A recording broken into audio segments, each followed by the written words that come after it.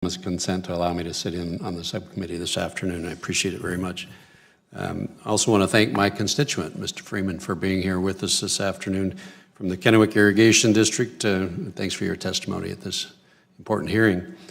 You know, all of us know that earlier this week the Trump administration released its infrastructure plan, which included in it an interior proposal to expedite the BOR's or Bureau of Reclamation's title transfer process. And I just want to say I for one see this proposal and similar proposals like the one that Chairman Lambourne has put forward as really a positive path forward for local water users like the KID. At least I hope you see that in your estimation as well.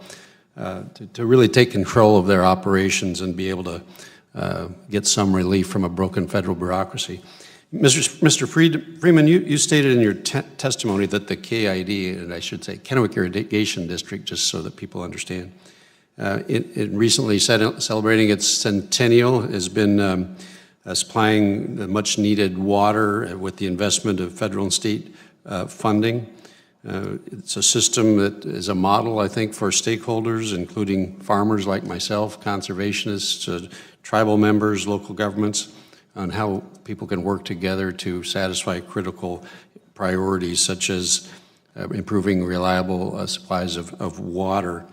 But you know firsthand, I think, about some of the inherent inefficiencies of the federal bureaucracy. You said they're good people at the BOR, you've got a long-term relationship with them, but could you tell me, for the record, what benefits a title transfer would have in this case to ensure the continued success of the system for another 100 years?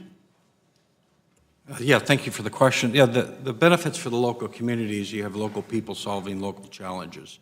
That, you know, today when we involve the Bureau on, say, plan review, they tend to refer the people back, the applicant for a permit, you know, back to us. With the, you know, we have 74 miles of open channel canal through the heart of the Tri-Cities, densely urbanized. You have developers wanting to develop former orchard into a subdivision. It involves canal crossings, utility crossings, and so, you know, we try to shepherd them through the process. But the efficiency will be picked up is that, you know, for the Yakima office, they have one real estate person to deal with land transfers for not only the 465,000 acres of the Yakima project, but also the 700,000 acres of the Columbia project. So they just don't have the staffing capacity to be efficient. I mean, they try hard, they really do. But you know, whereas at the local level, because it's our district with all the development, we have the staff, we have the financial resources to consistently work with the community to you know, achieve the developer goals, city goals, and the like. Good, good, thank you. You know, I've been an advocate and continue to be for streamlined water projects, the development process that was created for the Army Corps of Engineers. It was in 2014 through the WRDA bill. I think it would be a good idea to adopt for the Bureau of Reclamation as well. Members on both sides of the aisle supported that concept. Yet some of my colleagues continue to argue that the reclamation projects don't merit the same kind of streamlining. And I was just curious if you have any thoughts, Mr. Freeman, or perhaps you, Mr. Watson, about this idea of bringing the BOR process up to the same par as the Army Corps' process.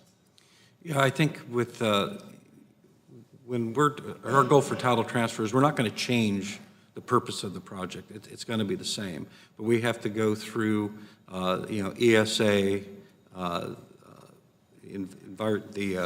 the NEPA process, Endangered Species Act, National Historic Preservation Act. So it's just real cumbersome for the same process. And you know, specific to the Corps, you know, I do know the city of Kennewick is struggling with a similar process with the Columbia Park, which you are probably aware of, with the Corps. And so we had a meeting with them last week to, you know, offer, you know, what advice we could, because they knew we were going through it with the Bureau.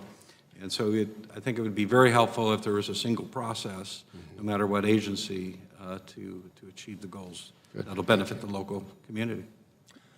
Yes, I definitely agree that Reclamation should look to those procedures and standards.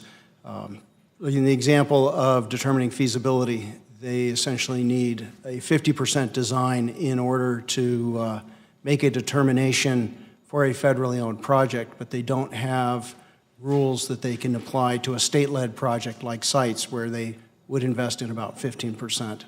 The others, I think, the improved coordination and accountability for managing the permitting processes as a NEPA lead agency. Mm-hmm. Well, I appreciate all of you being here today and contributing to this conversation. Mr. Chairman, you've been generous with your time. I appreciate it very much. I yield back. I thank the